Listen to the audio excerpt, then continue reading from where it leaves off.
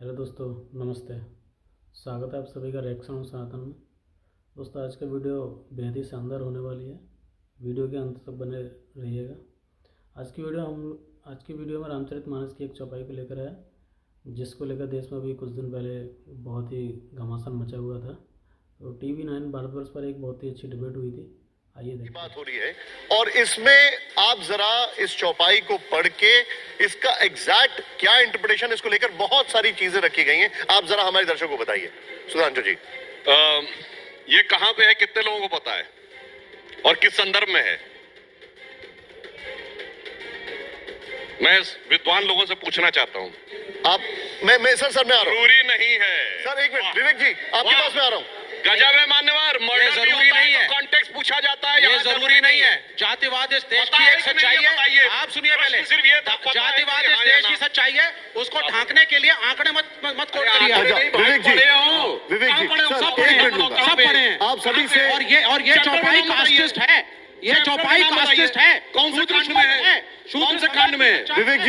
विवेक जी 1 minute में लूंगा। पहले 1 मिनट। सुधांशु जी 1 मिनट। आप जो बचकाना मर्ज मत कीजिए। ये बचकाना नहीं, बोलिए हाँ या ना, पढ़े हैं या नहीं। रामचरितमानस में जिस भी चैप्टर में है उसका आप मतलब पढ़िए ना, क्या है वो नीचे पढ़िए आप। उसका संस्कृत उसको बताइए क्या है। बताता हूं, पहले मैंने एक बताइए ना। करना चाहता था। गोल गवार शुद्ध पशु नारू पर शूद्र, वो वहीं पे कह रहा है। डेट मीन की सोसाइटी डिवाइड की गई।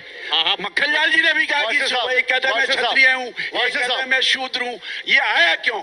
जबकि ऋग्वेद में एक मिनट ऋग्वेद में सभा और समिति में एक मिनट ऋग्वेद में सभा और समिति में सारा समाज एक साथ बैठता था। इगैलिटेरियन सोसाइटी थी, सब बराबर थे, महिला भी बैठ सकती थी। इन्हीं ग्रंथों ने, इन्हीं ऋचों ने, चाहे वो कोई सा भी हो, मैं नाम लेके नहीं जाना चाहता, चाहे वो ब्राह्मण साहित्य हो, चाहे वो स्मृति साहित्य हो, चाहे वो वैदिक साहित्य हो, इन सब में ये सोसाइटल डिफरेंसेस डाले इसलिए डाले गए। सर्वोच्चता किसकी स्थापित की गई?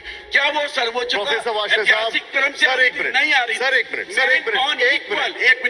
नहीं, सारे धर्म नहीं सर, सारे के सारे ये डिबेट इस तरीके से नहीं कर सकता। हमने पैदा की है, वार्षिक साहब हम इनकी आलोचनाएं करेंगे। वार्षिक साहब 1 मिनट आप बैठिए। पहले मुझे आपको इसका मीनिंग क्या है, आप एक बार समझो। हाँ, एक मिनट। कैसे निकाला आता? संदर्भ सहित व्याख्या विद रेफरेंस टू कॉन्टेक्स्ट। आप बताइए प्रोफेसर साहब, तीनों एक्सपोज हो जाए के अधिकारी बताइए ना। सर, एक मिनट। ताड़ना का कोई इंग्लिश मीनिंग बता दीजिए। वार्षिक साहब, पर्शियन मीनिंग बता वार्षिक साहब बोलने देंगे तब बताएंगे। वार्षिक साहब बोलने देंगे तब बताएंगे, और उसके बाद प्रोफेसर साहब मैं आपको बुलाऊंगा यहाँ पर। Please 1 minute low. हाँ, मेरी केवल ये विनम्र निवेदन था जिसमें स्पष्ट हो गया कि संदर्भ तो छोड़िए, चैप्टर तक नहीं पता है कि ये कहां पे आया है। अब मैं बता रहा हूं। 1 मिनट सर, 1 मिनट आ रहा हूं। पहले पूरा भाषण दे दिया, पहले समझ मीनिंग पे आइए, उसके मीनिंग पे आइए। सर 1 मिनट आप बोलना अच्छा, किस भाषा में लिखा, हिंदी किस बोली में लिखा है?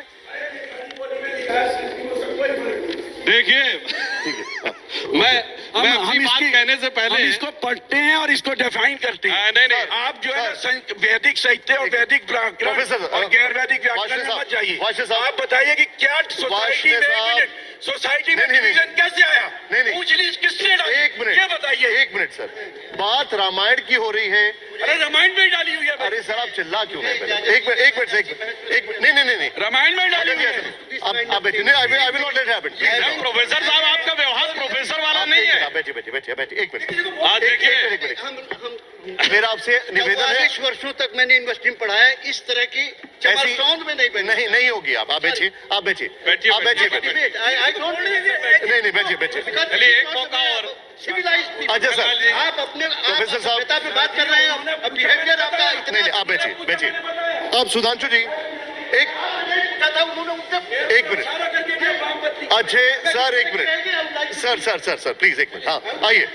अच्छा प्रोफेसर साहब प्लीज आइए, बताइए।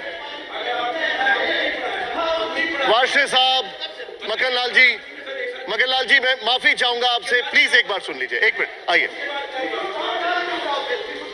मेरा सवाल ये है कि ये जो चौपाई है इसका क्या मतलब है? मैं पहले जैसे मैंने बताया, हमारे तीनों विद्वान मित्र, उनको ना ये चैप्टर का नाम पता, ना प्रसंग पता, ना ये पता किस भाषा में लिखी गई है। बस एक शब्द पता है और उसका खड़ी बोली में इंटरप्रिटेशन है, मान्यवर अवधि में लिखी गई है, खड़ी बोली में नहीं।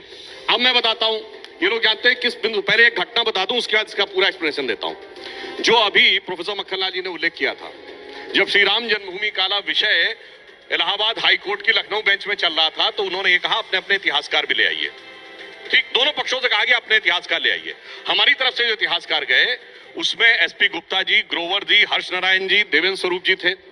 उधर से वही सूरज भान, आर.एस. शर्मा, उन लोगों के, वो लोग गए नहीं, उन्होंने अपने रिप्रेजेंटेटिव भेजे। अब देखिए कोर्ट में तो ऐसे नहीं चलेगा। कोर्ट ने पूछा आप में से कितने लोग एंशिएंट हिस्ट्री के हैं, तो उसमें ज्यादातर ने कहा जी एंशिएंट हिस्ट्री हमारा विषय नहीं है। अब देखिए दो विषय थे, होते हैं कल्चर एंड आर्कियोलॉजी, क्योंकि वो सारा खुदाई का था।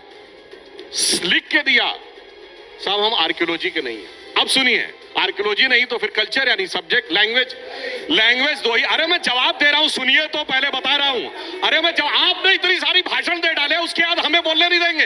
अरे आप कहां पहुंच गए, पहले आप तो पहुंचे तो मैं जवाब दे रहा हूं। सर इसका तरीका में बहस करने का, अगर ऐसे बेहुदा से बहस करनी है तो आप वहां से विषय को डाइवर्ट करके कुछ भी बोलेंगे। अरे मैं कोर्ट की प्रोसीडिंग कोर्ट में आप सबके पास आऊंगा, आप सबके पास आऊंगा। आप पहले उसका इंटरप्रिटेशन एक बार सुन लीजिए, वो पहले स्टार्टिंग में जो बता रहे हैं फिर मैं आपके पास आऊंगा। मैं आऊंगा। उसके बाद सारे के सारे डॉक्यूमेंट्स दो ही भाषाओं में थे, संस्कृत और फारसी, और इन लोगों ने लिख के दी, ना इन्हें फारसी आती ना संस्कृत आती है। यानी ना लिखाई जानते थे ना खुदाई जानते थे, और दावा ये था सारी खुदाई जानते थे। अब जो खुदाई जानते हैं मैं बताता हूं, ये सुंदर कांड में है। कहां पे है? जहां पर समुद्र के सामने भगवान राम बैठते हैं और 3 दिन तक वो समुद्र की प्रार्थना करते हैं, और जो समुद्र नहीं रास्ता देता है तो वो उठ के खड़े होते हैं, और जब अपना शर संधान करते हैं तो समुद्र प्रकट होकर ये कह रहा है, प्रभु भली कीन सीख मोहि दीनी, मर्यादा प्रभु तुमरी दीनी। हे प्रभु, आप ही ने ये मर्यादा दी है, समुद्र किसी के लिए रास्ता नहीं छोड़ता। हमारे ही धर्मग्रंथ में रास्ता नहीं छोड़ता, दूसरे धर्मग्रंथों में छोड़ दिया था समुद्र ने रास्ता, सिर्फ हमारे यहां नहीं छोड़ता। तो वो क्या कहेगा कि मेरे को मारो, वो कहेगा मेरे को मारो। जाके जब प्रकट होगा वो कहेगा नहीं, हमारे को गौर से देखिए मेरी बात को कि मैंने रास्ता नहीं छोड़ता। अन्यथा मैं आपको कहना चाहता हूं, बड़ा हिंदी में खड़ी बोली में सामान्य वर्ड है, अरे कुछ नहीं करता है, आने जाने वाले लोगों को ताड़ता रहता है, मतलब पीटता है।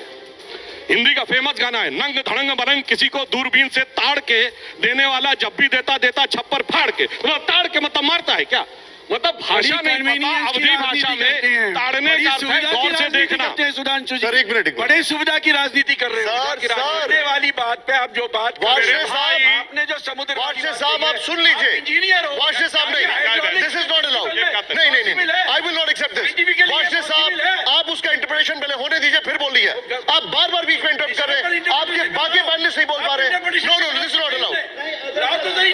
आप रुक जाइए, और क्या कर रहे हैं वो? अरे भाई क्या इंटरप्रिटेशन, ना चैप्टर पता, ना लैंग्वेज पता, ना रेफरेंस पता, ना लैंग्वेज पता, और आगे भाषण देने लगते हैं, रेफरेंस की बात करो। मैं इसके बाद प्रोफेसर का आचरण है। मैं डॉक्टर साहब के पास आऊंगा, मेरे साथ एक और डॉक्टर साहब है जेएनयू के, उनके पास। प्रोफेसर साहब आप इस समय प्रोफेसर की तरह एक उद्दंड छात्र की तरह आचरण कर रहे हैं। विनम्रता से कहता हूं, आपको चैप्टर नहीं पता, आपको रेफरेंस नहीं पता, आपको लैंग्वेज नहीं पता, और उसके बाद आप चीख के डिस्टर्बेंस कर रहे हैं। सर एक मिनट पूछा, बोलिए।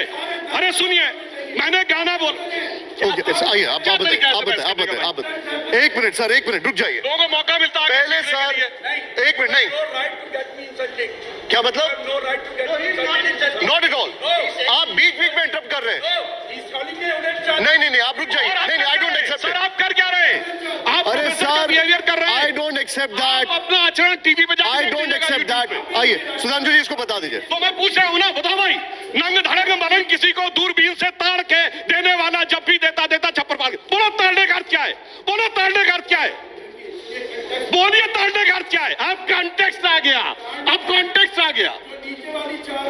हाँ तो वही मैं कह रहा हूं। अब एक मिनट सुन लीजिए सर, उनको सुन लीजिए। वाशे साहब एक मिनट सुन लीजिए, और उसके बाद में प्रोफेसर साहब आप जेएनयू से जो है, मैं आपके पास आऊंगा। सेकंड थिंग, जो इनको शूद्र शब्द पे आपत्ति है ना, शूद्र was neither a bad word not it is in the present context. Doctor Ambedkar ने किताब लिखी है हु वर शूद्रास, उसके चैप्टर नंबर 1 में सुनिए, चैप्टर नंबर 1 में पैराग्राफ 3 में देखिए, वो साफ साफ कहते हैं there is no connection of present day schedule caste with the Vedic Shudras. ये डॉक्टर अंबेडकर ने लिखा है। यानी ना शूद्र से कनेक्शन है, ना ताड़ने से कनेक्शन है, ना लैंग्वेज पता है, ना रेफरेंस पता है, ना चैप्टर पता है, मगर उसके बाद भाषण इस देश में जातिवाद फिर नहीं, लेकिन एक मिनट सर, अब इसमें ढोल गवार शूद्र पशु नारी, अब आप ये कह रहे हैं कि शूद्र शब्द का कोई कनेक्शन नहीं है, आप जो जिस तरीके से उसको इंटरप्रिटेशन करते हैं, ये खुद डॉक्टर अंबेडकर साहब ने कहा है। डॉक्टर अंबेडकर की किताब हुवर शूद्राज में उन्होंने कहा है आज के शेड्यूल कास्ट का वैदिक एज के शूद्र से कोई कनेक्शन नहीं। सेकंड थिंग, शूद्र वर्ड उस जमाने में बुरा कोई खराब वर्ड नहीं था, जैसे आज एम्प्लॉय एक सेंटेंस और बोलता हूँ, इसका रेफरेंस पॉइंट मैं रेफरेंस अभी बोल रहा हूँ, सुनिए। गांधी जी के जमाने में हरिजन वर्ड का क्या मीनिंग था आज? एक मिनट पूरी एक मिनट सर, एक मिनट रुक जाइए। कहा किसने इसका जो इंटरप्रिटेशन है, एक मिनट वाशे साहब, एक मिनट सर, एक मिनट, विवेक जी मैं आ रहा हूँ, ये पूरा इंटरप्रिटेशन एक बार हो जाए, मैं वो समझ जाऊं, उसके बाद मैं आपके पास ही आ रहा हूं। लेकिन no but it should be allowed at least. अगर आप अलाउ ही नहीं करेंगे तो कैसे होगा? एंड मैंने स्टार्ट भी ऐसे ही किया था कि मैं वाशे साहब के पास आया था, इंटरजेक्शन बंद कर दिया, सुन लीजिए, आइए सर प्लीज। अब मैं बताता हूँ, आज मैं आपसे पूछना चाहता हूँ, अब इस शब्द का प्रयोग बंद हो गया, मगर हरिजन शब्द का क्या अर्थ था? महात्मा गांधी ने शेड्यूल कास्ट के लिए हरिजन शब्द प्रयोग किया था, ठीक है? ठीक, उन्होंने हरिजन शब्द का शेड्यूल कास्ट के लिए प्रयोग किया था। हरिजन कल्याण, बार बार क्यों बोल रहे हैं सर आप? क्या तरीका?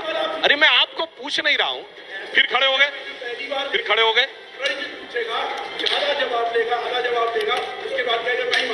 सर आप बैठिए, आप अरविंद जी आप इधर आइए, मेरे पास माइक है, आप आइए, आप मेरे साथ आइए। ऐसा नहीं होगा, वो उनको इंटरप्रेट करने दीजिए, फिर आप आइए मेरे साथ, आइए। अच्छा ठीक है, हाँ सुधांशु जी मैं बता रहा हूँ, बाकायदा हरिजन कल्याण विभाग भी नाम हुआ करता था, ठीक। अब इसी रामचरितमानस की चौपाई कोट करता हूँ, जब हनुमान जी सीता माता के सामने जाते, सीता जी क्या कहती? हरिजन जान प्रीति अति गाढ़ी, सजल नयन पुलकावली बाढ़ी। इसका मतलब उनको हरिजन कह दिया। इसका मतलब आज के हिसाब से आप शेड्यूल कास्ट कहेंगे। मेरे भाई 500 साल पहले कौन सी भाषा थी, कौन सा वर्ड था, किस रेफरेंस कॉन्टेक्स्ट में देखो, अपने मन से जो मन आएगा इंटरप्रिटेशन करेंगे बगैर पढ़े लिखे। देखा दोस्तों आपने हमको किस तरीके से भ्रमित किया जाता है। हम लोगों को अपने ग्रंथों के बारे में खुद पढ़ना चाहिए। हम लोग क्या खुद पढ़ते नहीं है, बस खाली देख लेते हैं। यही हमारी सबसे बड़ी गलती है। हम लोगों को अपने ग्रंथों के बारे में जानने के लिए खुद पढ़ना चाहिए। तो दोस्तों आज के लिए इतना ही, मिलते हैं नेक्स्ट वीडियो में। तब तक के लिए जय हिंद, वंदे मातरम, सत्य सनातन वैदिक धर्म की जय।